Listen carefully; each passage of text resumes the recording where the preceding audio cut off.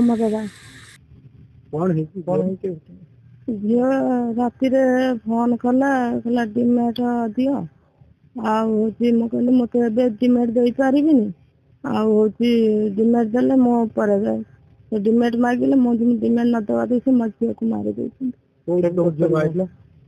ସର ଥାନା ଆଉ ହଉଛି ଏଠି କଣ ସାଣ ସାହି। ତମ ଜୁଇ ନାଁ କଣ?